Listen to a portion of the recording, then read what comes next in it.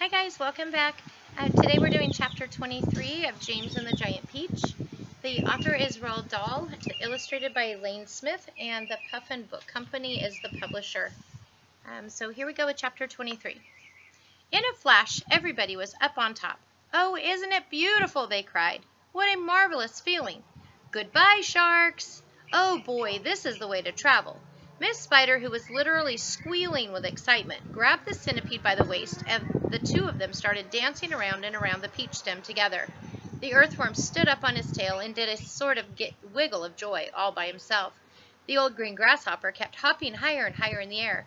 The ladybug rushed over and shook James warmly by the hand. The glowworm, who at the best of times was a very shy and silent creature, sat glowing with pleasure near the tunnel entrance. Even the silkworm, looking white and thin and completely exhausted, came creeping out of the tunnel to watch this miraculous ascent. Up and up they went, and soon they were as high as the top of a church steeple over the ocean. "I'm a bit worried about the peach," James said to the others, as soon as all the dancing and the shouting had stopped.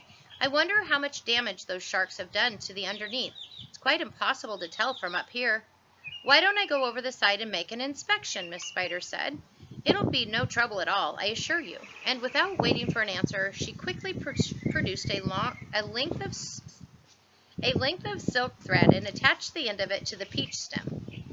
"I'll be back in a jiffy," she said, and then she walked calmly over to the edge of the peach and jumped off, paying out of the thread behind her as she fell. The others crowded anxiously around the peach where she had gone over.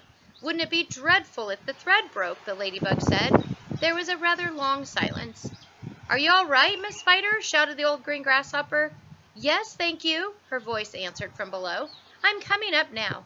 And up she came, climbing foot over foot up the silk thread, and at the same time tucking the thread back cleverly into her body as she climbed up past it. "It is awful," they asked. "Is it awful?" they asked her. "Is it all eaten away? And are there great holes in it everywhere?" Miss Spider clambered back onto the deck with a pleased but also rather puzzled look on her face. "You won't believe this," she said, "but actually there's hardly any damage down there at all. The peach is almost untouched. There are just a few tiny pieces out of it here and there, but nothing more." "You must be mistaken," James told her. "Of course she's mistaken," the centipede said. "I promise you I'm not," Miss Spider answered. "But there were hundreds of sharks around us. They churned the water into a froth. We saw their great mouths opening and shutting."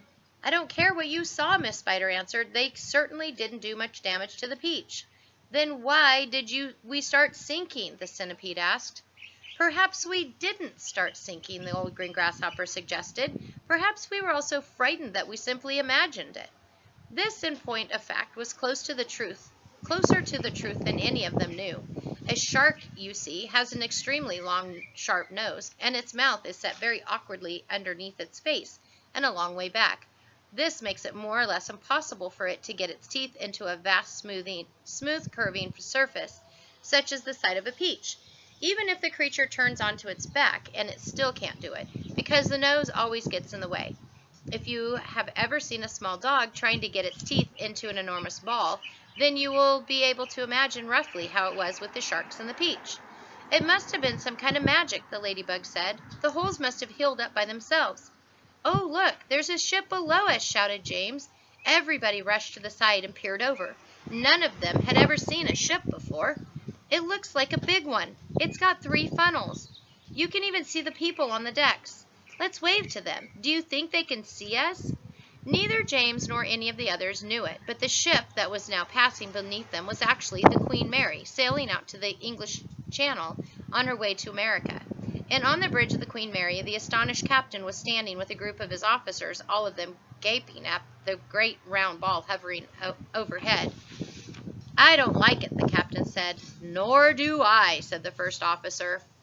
"Do you think it's following us?" said the second officer. "I tell you I don't like it," muttered the captain. "It could be dangerous," the first officer said.